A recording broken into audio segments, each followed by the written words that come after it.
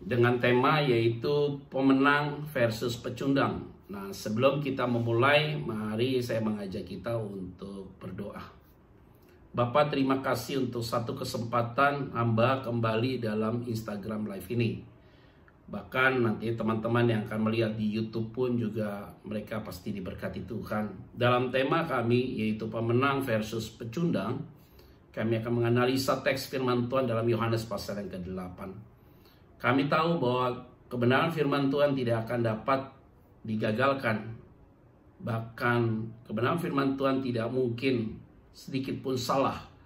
Oleh karena itu, Tuhan berikan kami pemurnian pikiran perasaan kami, dan hamba juga demikian, urapi aku sebagai alatmu, sehingga ketika hamba menyampaikan materi ini, semua yang mengikuti live Instagram ini maupun lewat YouTube diberkati Tuhan. Tentunya Tuhan dipermuliakan.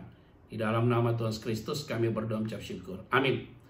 Nah, saudara-saudara yang saya kasih di dalam nama Tuhan Kristus, kita membahas tentang topik yaitu pemenang versus pecundang, saudara ya. Jadi, sorry. Pemenang versus pecundang kita akan bahas. Jadi ini penting sekali untuk kita mengerti. Saya akan mematikan dulu komennya ya.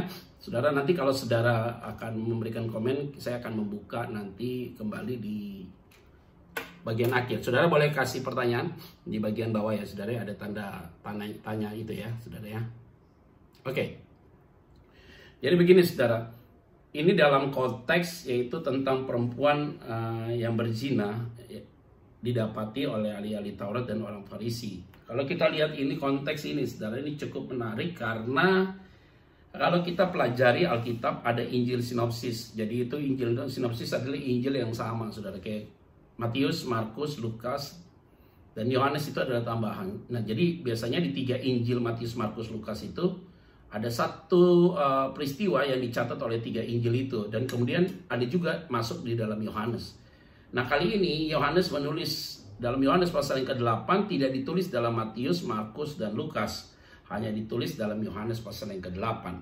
Kita akan bacakan poin-poin ini, saudara. Saya akan bacakan bagi saudara ayat 1 sampai dengan ayat yang ke-11. Saya akan bacakan bagi saudara. Nanti setelah itu saya akan breakdown, akan sprindik. Saya akan membagi bagian-bagian. Nanti ada 3 yang akan saya bagi. Ahli Taurat, orang Farisi. Terus kemudian ada perempuan berzina. Dan kemudian ada Yesus Kristus. Nanti kita akan bahas, bicara tentang pemenang dan pecundang. Ayat 1. Tetapi Yesus pergi ke Bukit Zaitun. Pagi-pagi benar, ia berada lagi di Bait Allah. Dan seluruh rakyat datang kepadanya. Ia duduk dan mengajar mereka. Maka ahli-ahli Taurat dan orang-orang Farisi membawa kepadanya seorang perempuan yang kedapatan berbuat zina. Agak unik memang dicerita karena pagi-pagi Yesus pergi ke Bukit Zaitun untuk berada di Bait Allah, karena Bait Allah ada di Bukit Zaitun, saudara. Dan seluruh rakyat datang kepadanya, ia duduk untuk mengajar mereka. Gitu, saudara ya. Dia 3 ahli Taurat dan orang Farisi membawa kepadanya seorang perempuan yang kedapatan berbuat zina. Saudara bisa paham ya, saudara ya. Karena kita kan temanya pemenang dan pecundang. Jadi ahli Taurat dan orang Farisi malah bukan pergi ke Bait Allah untuk berdoa, dia malah pagi-pagi nontonin orang berzina. Hubungan seks ya, saudara ya. Mereka menempatkan, jadi dia dapatkan perempuan yang berzina itu.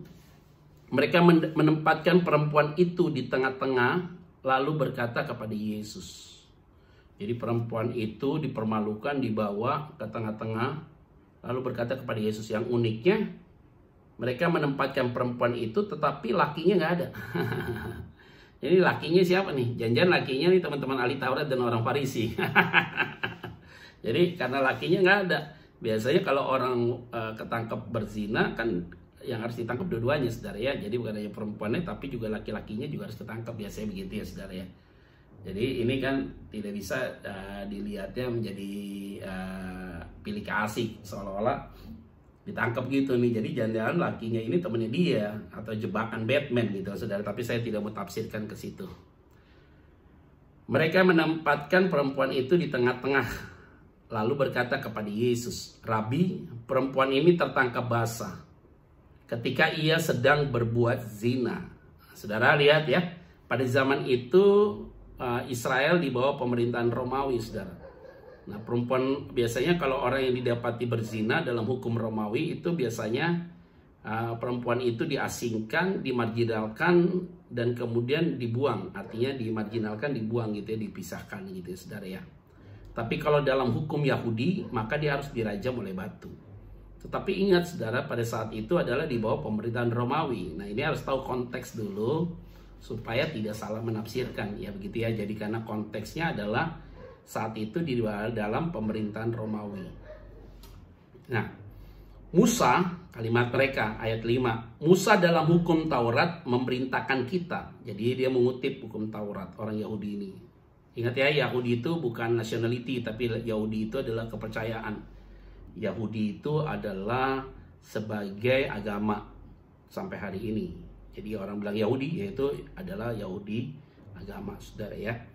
Jadi mereka menggunakan Musa dalam hukum Taurat, isinya memerintahkan kita, kata dia, untuk melempari perempuan-perempuan yang demikian. Apakah pendapatmu tentang hal itu? Nah, ayat 6 saudara, ini kalimat pukulan cukup telak ya saudara ya. Mereka mengatakan hal itu, kalimat ya, untuk mencobai dia, artinya Yesus, supaya memperoleh sesuatu untuk menyalahkannya. Tetapi Yesus membungkuk lalu menulis dengan jarinya di tanah. Saudara, ini jebakan Batman. Kenapa saya bilang ini jebakan Batman? Karena begini saudara. Karena kalau Yesus mengikuti maunya mereka bahwa perempuan yang berzina ini dilempar pakai batu, maka Yesus langsung kena hukum Romawi. Karena hukum Romawi mengatakan kalau ada orang yang berzina, berbuat kesalahan asusila, amoral itu saudara, dia harus disisihkan, dipinggirkan, dimarginalkan gitu saudara. Nah, kalau sampai Yesus mengambil keputusan untuk melempar perempuan itu dengan batu, maka Yesus akan kena hukum Romawi, maka Yesus akan dibunuh. Ini makan buah semalakama, artinya orang Yahudi ataupun ahli Taurat dan orang Farisi ingin supaya Yesus ini mati sih sebenarnya, begitu ya. Jadi Yesus ini dipermalukan, mati, dan akhirnya terjebak.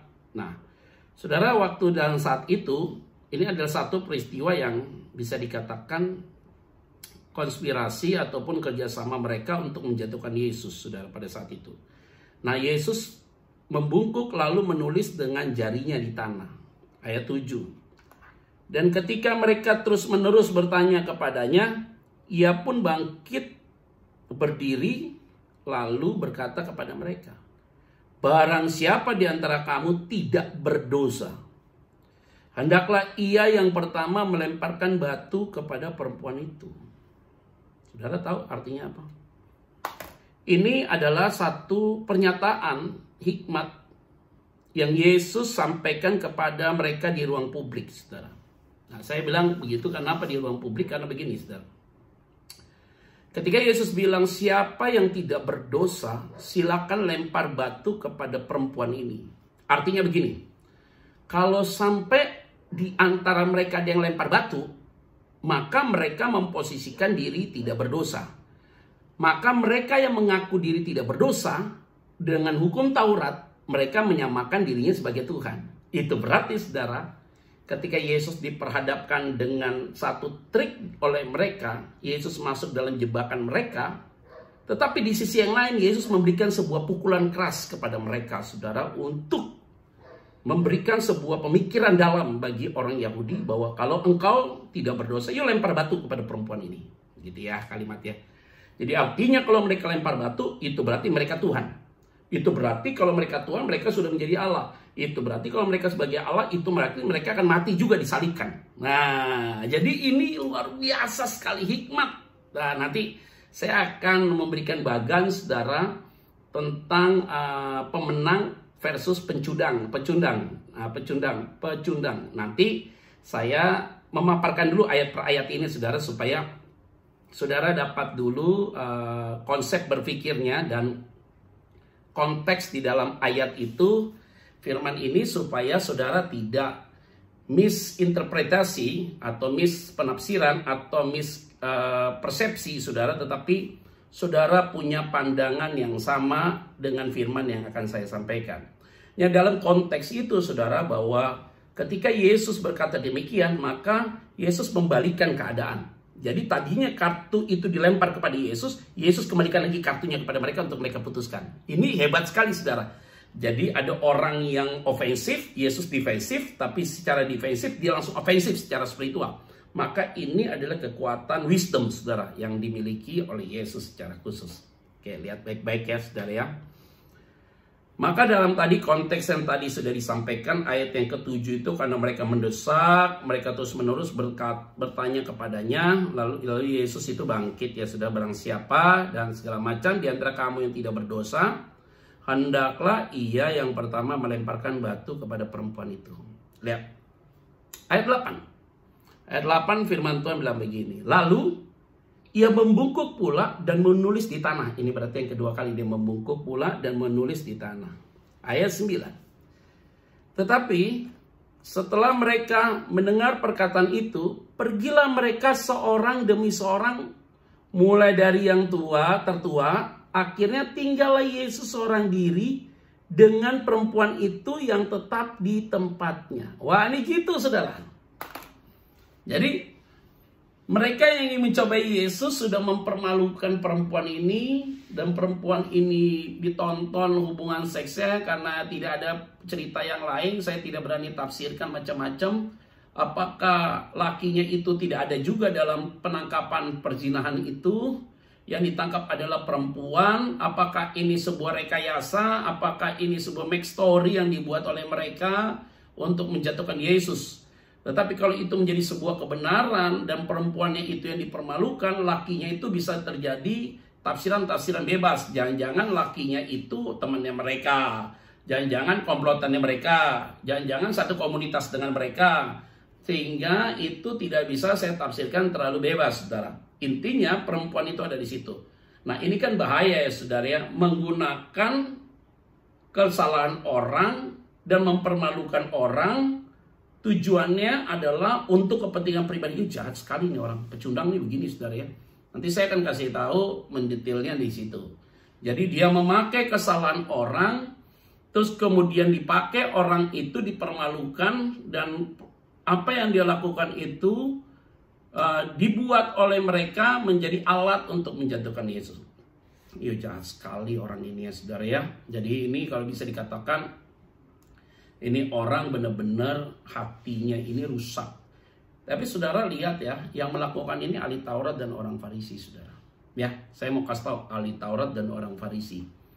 Maka saya kasih tahu dulu, ahli Taurat itu, dia itu adalah orang yang tahu tentang Taurat. Orang Farisi memang mereka tidak, ada sebagian orang Saduki, ada orang Farisi, ada orang Saduki juga saudara. Dalam itu golongan-golongan lah mereka, dianggap darah biru. Tetapi mereka hidupnya tidak jadi berkat, saudara. Jadi ini banyak orang yang seperti demikian. Dan ini menjadi bahaya yang luar biasa. Nah saudara, akhirnya dari yang tertua lama-lama meninggalkan lingkungan itu. Dan akhirnya perempuan itu tidak jadi dilempar oleh batu. Sadar bahwa semua yang hadir di situ adalah orang berdosa. Tidak ada satupun yang merasa dirinya benar. Nah ini yang perlu saya garis bawahi saudara, dalam poin ini. Nah, kemudian masuk di ayat yang ke-10, saudara. Lalu Yesus bangkit, berdiri dan berkata kepadanya, hai perempuan, artinya dia tidak tahu nama orang ini ya, di manakah mereka? Artinya waktu Yesus tunduk itu, dia tidak tahu lagi orang-orang itu di situ di mana, begitu saudara. Tidak adakah seorang yang menghukum engkau? Tanda tanya. Ayat 11 terakhir, jawabnya, tidak ada Tuhan, katanya. Lalu kata Yesus, aku pun tidak menghukum engkau loh. Pergilah dan jangan berbuat dosa lagi mulai dari sekarang. Nah itu berarti kalau saudara salah tafsir, misinterpretation atau salah mentafsirkan, maka saudara berpikir kenapa Yesus tidak lempar batu kepada perempuan itu. Langsung saudara muncul, jangan-jangan Yesus orang berdosa. Nah ini paling bahaya. Sedangkan Yesus tidak pernah buat salah, dia bukan orang berdosa, tapi dia menanggung dosa karena saya dan karena saudara. Nah, kenapa dia tidak menghukum perempuan berdosa ini, yang berzina ini? Karena konsep Yesus datang ke dalam dunia adalah aku datang bukan untuk orang benar, tapi aku datang untuk orang berdosa. Bukan seorang yang sehat memerlukan dokter, tapi justru orang yang sakit memerlukan dokter. Nah, itu harus tahu dulu prinsip. Jadi prinsip dasar di mana Yesus datang ke dalam dunia itu prinsipnya di situ sebenarnya. Jadi dia datang untuk cari orang berdosa. Jadi seperti ada 100 domba, satu hilang saja, maka dia cari yang satu itu, saudara, sampai bertemu. Jadi supaya orang itu diselamatkan. Seperti anak yang hilang kembali lagi diterima sebagai sebuah perumpamaan, saudara. Ini konsep yang dibangun oleh Yesus ketika dia datang ke dalam dunia. Jawabnya, tidak ada Tuhan. Kalimatnya penting, ayat 11. Lalu kata Yesus, aku pun tidak menghukum engkau, pergilah dan jangan berbuat dosa lagi mulai dari sekarang. Nah, saudara-saudara yang saya kasih di dalam nama Tuhan Kristus, dari tadi yang saya baca ayat 1 sampai dengan ke 11 ini, saudara, kalau saudara tadi ikuti tepat dari ayat pertama sampai dengan 11 di dalam Yohanes pasal yang ke-8, maka saya akan memberikan perbedaan-perbedaan antara pemenang versus pencundang berdasarkan tema yang saya sampaikan dalam Bible Study ini. Maka tadi saya bilang Bible Study kita adalah pemenang dan versus pecundang. Nah, yang saya mau sampaikan adalah perbedaan antara pemenang dan pecundang. Nah, ini kita analisa teksnya adalah Yohanes 8. Tadi kita udah baca Yohanes 8 ayat 1 sampai dengan ayat yang ke-11. Sekarang kita pecah yuk. Konsep dari Yohanes 8 ayat 1 sampai 11 kita pecah, saudara, supaya kita ketemukan titik temu di dalam konsep ini. Nanti kita simpulkan. Nah, nanti saya juga akan menjawab beberapa pertanyaan apapun, saudara, ya. Perhatikan baik-baik. Ini dia poinnya di sini, ya. Jadi tema kita adalah pemenang versus pecundang, saudara, ya. Jadi analisa teks Yohanes 8 ayat 1 sampai 13. Saya ulang sekali lagi ya, saudara, ya. Jadi arti dari pecundang sebenarnya kalau kita mau pahami berdasarkan Kamus Besar Bahasa Indonesia, arti kata pecundang yaitu penghasut. Jadi penghasut itu banyak sekali kalau ditafsirkan ya, saudara. Orang yang menghasut itu kan provokator ya, saudara. Dihasut, orang itu dihasut. Jadi penghasut dia. Ya, penghasut itu seperti bahasa apa ya? Pecundang itu termasuk pecundang. Jadi dia penghasut, menggoda orang untuk supaya membuat kerusuhan, membuat orang untuk berbicara sinis, mempengaruhi orang. Jadi dia penghasut, saudara, untuk berbuat hal-hal yang tidak baik. Itu jadi kayak begitu, saudara, ya. Jadi bicara tentang penghasut itu paling bahaya sekali. Jadi pecundang dalam pengertian arti kata pecundang itu sendiri, saudara, terminologi katanya yaitu penipu dia, saudara. Tukang tipu. Jadi penipu itu ya, itu dia pecundang tuh. Jadi tukang tipu tuh, saudara. Jadi ya melebih-lebihkan kata-kata atau mengurangi kata-kata. Itu penipu ya, saudara. Tidak menceritakan kejadian yang sebenarnya. Atau mengutip khotbah orang tapi tidak lihat konteks. Itu penipu tuh. Jadi mengutip khotbah orang tapi tidak lihat secara konteks menyeluruh, itu penipu, saudara. Jadi penipu itu kategorinya adalah menambah atau mengurangi. Nah, itu paling bahaya itu. Nah, ini yang saya mau sampaikan sama aja pecundang. Nah, itu dia bahaya ya. Pecundang terminologi yang ketiga adalah selalu kalah, saudara, tidak pernah menang.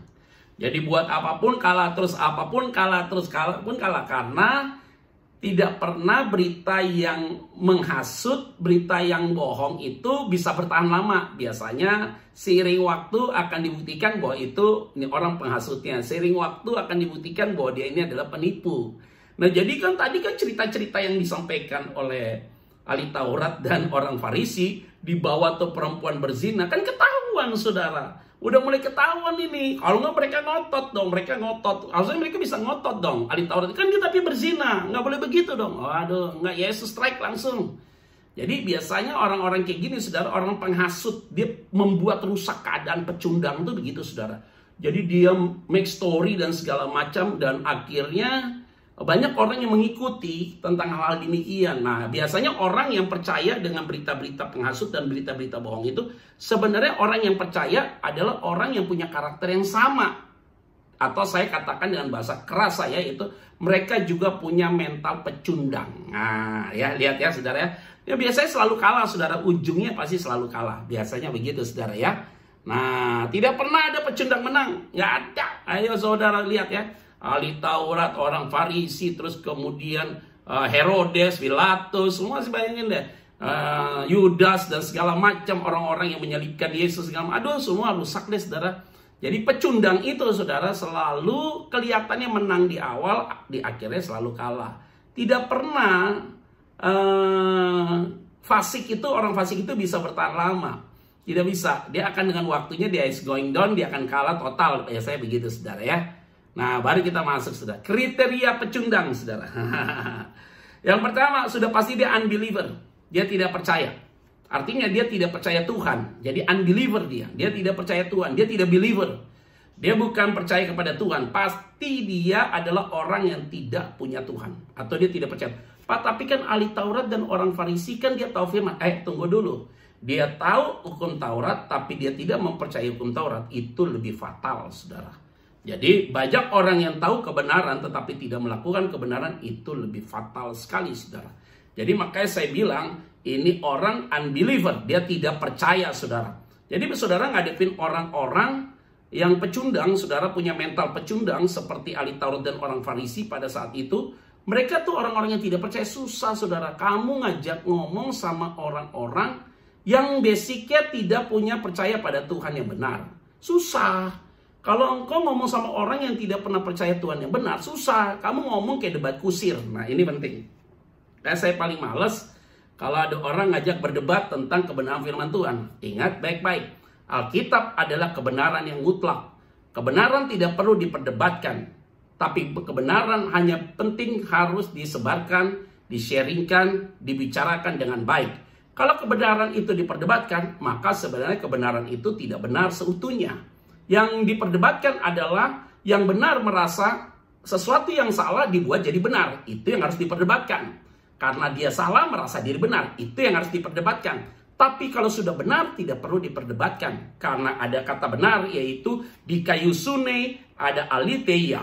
Kata dikaiosune dalam bahasa Yunani yaitu kebenaran yang harus diuji. Contohnya begini, garam itu asin. You harus coba asin. Oke, itu berarti dikaiosune. Kamu bilang gula itu manis. Kamu harus coba. Itu artinya dikaiosune. Tapi yang disebut dengan aletheia adalah kebenaran yang tidak perlu dibuktikan karena kebenaran itu absolut, dia benar. Siapakah itu? Yesus satu-satunya juru selamat, absolut.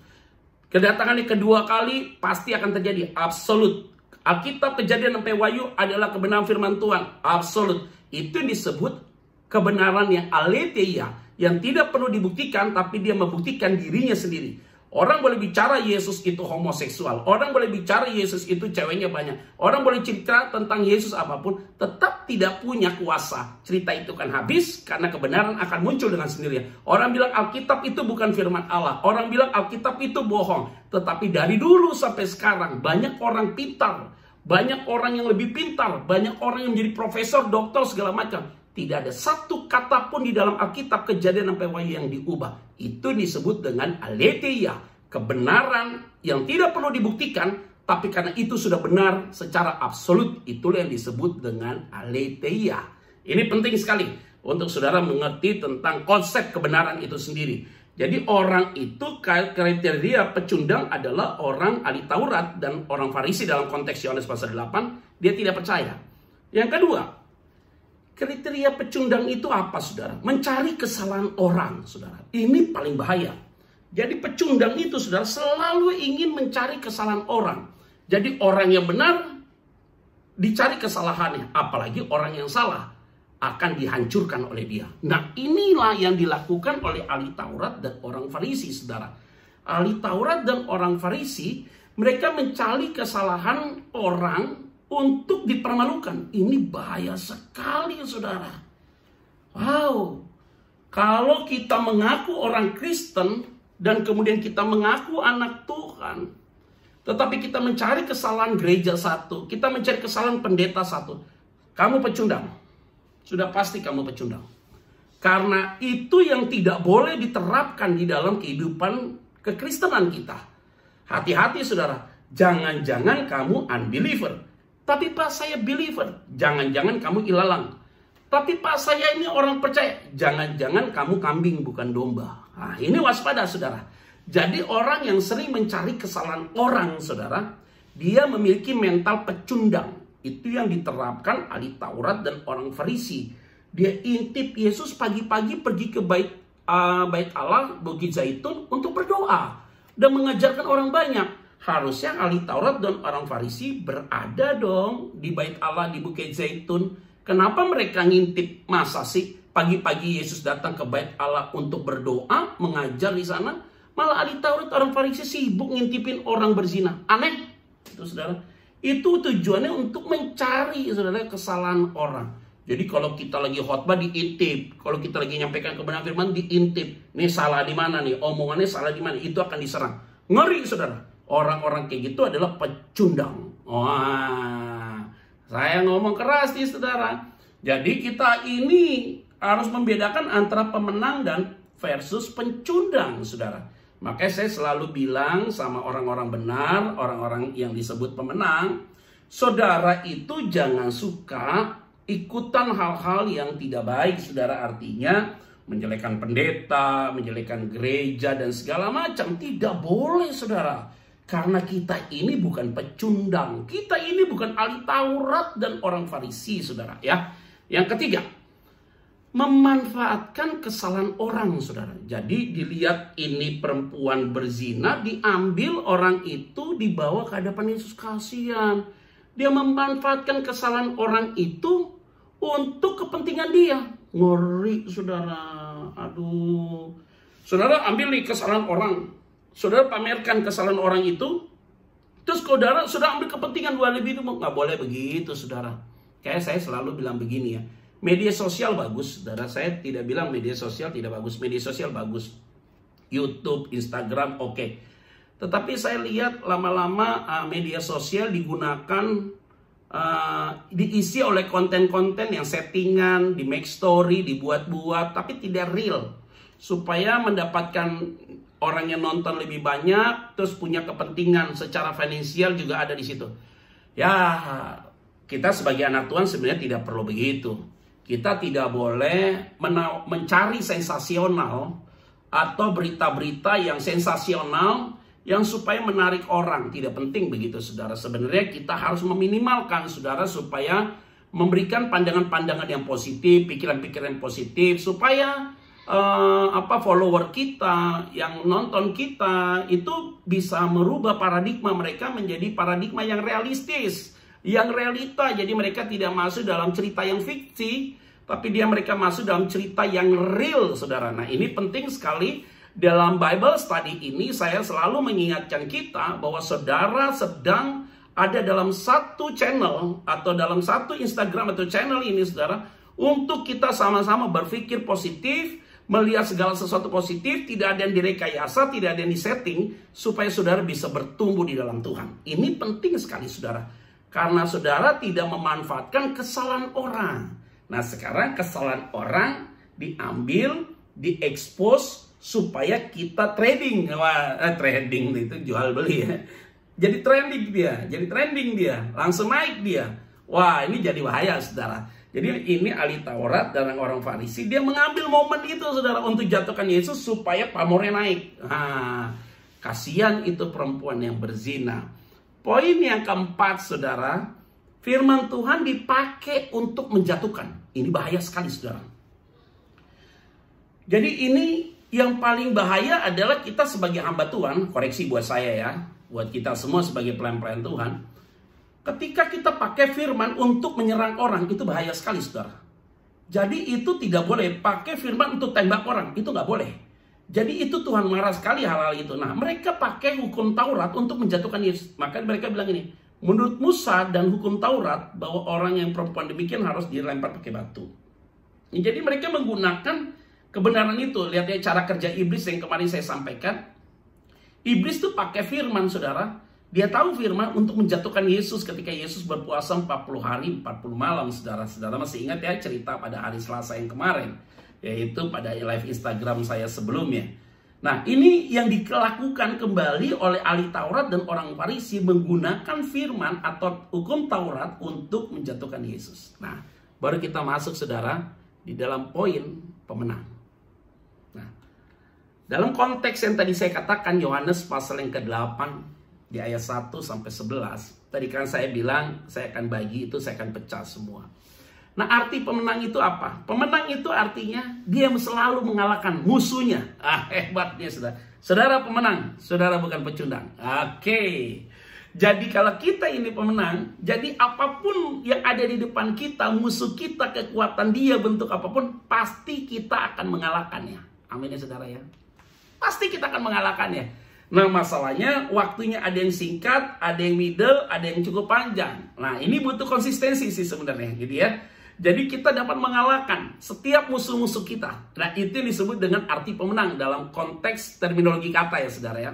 Yang kedua, kata pemenang itu saudara artinya adalah unggul. Artinya gini, dalam setiap pertandingan selalu dia unggul saudara. Jadi unggul dalam waktu, unggul dalam angka, unggul dalam porsi apapun juga saudara. Tapi dia selalu unggul saudara. Nah, ini hebat nih, klaster ini jadi tepat sekali. Nah, inilah yang disebut dengan seorang pemenang. Saudara adalah pemenang. Saudara selalu unggul. Misalnya, saudara kerja garment atau saudara kerja apapun, saudara toko sebelah jualan 5 pieces, saudara bisa 10 gitu loh saudara. Atau dengan cara yang lain, saudara, dengan bentuk yang lain. Mungkin ada orang yang berbisnis dengan bisnis yang sama dengan saudara, tapi saudara mengalami pelompatan-pelompatan yang beda sendiri, dan saudara punya nilai yang baik sekali dengan poin itu. Yang ketiga adalah kata pemenang itu artinya dinyatakan benar. Jadi biasanya kalau dalam satu sidang nih saudara, di dalam satu sidang itu saudara, nah yang pemenang itu adalah dinyatakan benar. Oh, ternyata dia yang paling benar. Jadi hakim memutuskan dia yang benar, dia yang kalah gitu loh. Nah, dalam konteks Yohanes pasal yang ke-8 itu tepat sekali. Jadi ketika Yesus bilang siapa yang tidak berdosa, lempar batu kepada perempuan ini. Waktu Yesus bilang begitu, Yesus sebagai pemenang saudara. Karena mereka mundur. Tadinya Yesus hampir kalah saudara, mereka mundur semua. Dari yang tertua mundur semua, tinggal Yesus ada di situ. Dia jadi pemenang. Jadi dinyatakan benar apa yang Yesus katakan. Jadi apa yang mereka katakan tentang perempuan berzina itu, mungkin secara de facto perempuan itu benar berzina. Bisa jadi begitu. Tetapi untuk menguji Yesus, mereka ingin menjatuhkan Yesus, saudara. Nah, akhirnya berbalik kepada mereka, justru mereka yang kalah keok. Nah, ini penting sekali. Arti dari pemenang itu adalah dinyatakan benar dia. Dalam konteks itu, saudara. Nah, baru kita lihat kriteria dari pemenang itu apa, saudara. Terakhir ya, saudara ya. Kriteria dari pemenang itu yaitu apa saudara? Yang pertama adalah seorang pemenang, kategorinya Yesus Kristus dan pengikut ya, yaitu termasuk saudara. Yang pertama adalah seorang pemenang itu dia memiliki komitmen dan konsistensi dalam banyak hal. Nah, ini penting sekali saudara. Karena Yesus menerapkan satu tindakan yang punya konsistensi yang kuat sekali. Sehingga Yesus sendiri sebagai manusia dia datang ke dalam dunia memberikan contoh-contoh kepada murid-muridnya atau kepada kita pada saat ini lewat firman yang sudah kita baca, bahwa dia memberikan satu contoh, dia tetap konsisten sebagai visi dia datang menyelamatkan orang berdosa.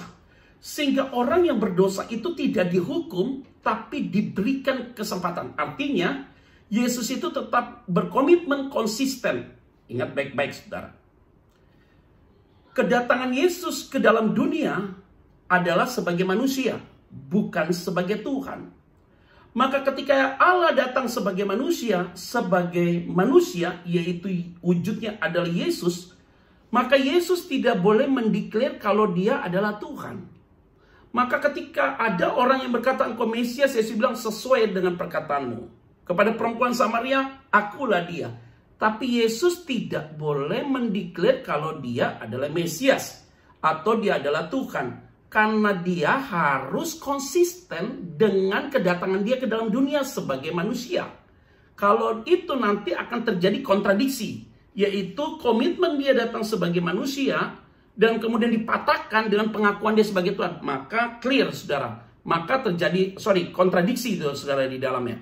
Nah ini penting sekali saudara, bahwa Yesus datang sebagai pemenang dan kita pemenang. Kita harus berkomitmen dan konsisten dalam segala hal. Jadi kalau kita anak Tuhan, kita sudah ditebus, roh yang ada dalam diri kita adalah roh yang mengalahkan dunia ini, kita lebih dari pemenang, itu ungkapan-ungkapan itu ada dalam Alkitab, maka kita harus berkomitmen percaya kepada Kristus, dan kita harus konsisten untuk menyampaikan kebenaran itu dengan valid, saudara. Ini penting. Poin kedua. Jadi kriteria pemenang dalam konteks Yohanes pasal yang ke-8 saudara, yaitu berhikmat dan bijaksana saudara. Jadi perkataan Yesus itu penuh dengan hikmat. Dia tunduk dulu ke bawah, dia tulis di tanah itu, kemudian baru dia berbicara, siapa yang tidak berdosa, silakan ambil batu ini lempar kepada perempuan ini. Artinya seorang pemenang tidak cepat untuk mendengar dan cepat untuk berkata-kata. Amsal katakan apa? Orang yang bodoh adalah orang yang belum mendengarkan sesuatu tapi sudah menjawab. Itu biasanya orang yang bodoh. Tapi orang yang berhikmat adalah orang yang mendengarnya dengan cepat tapi lambat untuk berkata-kata. Nah, itu penting sekali. Jadi setiap informasi yang kita dengar, kita diam dulu, minta hikmat dari Tuhan, baru kita bicara. Maka itu bijaksana, saudara. Ya, kalau kita lihat presiden kita, Pak Jokowi, bukan karena dia orang Jawa. Setiap apa yang dia putuskan, dia hati-hati sekali, saudara. Kita tahu waktu merebaknya COVID-19 ini, sebelum hari ini ya, sebelumnya itu pemerintah sering sekali keputusannya tumpang tindih, saudara, karena shock mendapat serangan corona. Tetapi setelah peristiwa itu di bulan Maret, masuk bulan April, Mei, Juni sudah mulai konsisten perkataan-perkataan dari in-official atau dari pemerintah. Jadi omongnya ditata dengan baik, butuh hikmat dari Tuhan. Ini kita penting untuk mengatur segala sesuatu dengan tepat. Kita butuh hikmat dari Tuhan. Nah ini kebijaksanaan.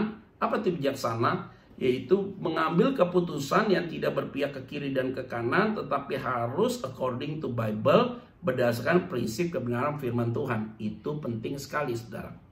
Yang ketiga, perkataan orang yang memiliki status pemenang selalu punya kuasa. Hati-hati, saudara ya. Jadi setiap Yesus berbicara pasti punya kuasa. Orang benar kalau ngomong pasti punya kuasa, saudara. Jadi kita yang dipanggil oleh Tuhan sebagai ciptaan yang baru, manusia baru, kita menjadi status pemenang, seharusnya kita harus yakin bahwa setiap perkataan kita itu punya kuasa. Itu penting, saudara. Jadi perkataan kita punya kuasa. Makanya hati-hati sekali bicara. Kalau kita pernah bicara hal yang negatif, saya selalu bilang, Tuhan ampuni saya, tarik perkataan yang negatif itu. Maka tariklah perkataan yang negatif itu, hancurkan itu supaya kita ada dalam perkataan yang positif. Dan tarik selalu hal-hal yang pernah kita katakan yang tidak baik, kita buang dalam nama Yesus supaya terjadi pemulihan total dan kemerdekaan dalam diri kita. Karena kita sifatnya adalah pemenang. Jadi Yesus Kristus, dia adalah pemenang, maka pengikutnya juga pemenang. Dan yang terakhir, saudara, di dalam poin yang terakhir yaitu memberikan kesempatan. Artinya kita sebagai seorang pemenang, jangan kita jadi arogansi, saudara. Kita harus memberikan sebuah kesempatan kepada orang-orang di sekitar kita. Artinya begini, ada orang yang buat salah sama kita, kita berikan kesempatan kepada dia untuk berbenah. Pasangan hidup kita salah, kita kasih kesempatan kepada dia untuk berbenah. Sehingga mereka-mereka ini punya kesempatan untuk membenahi hidupnya dia.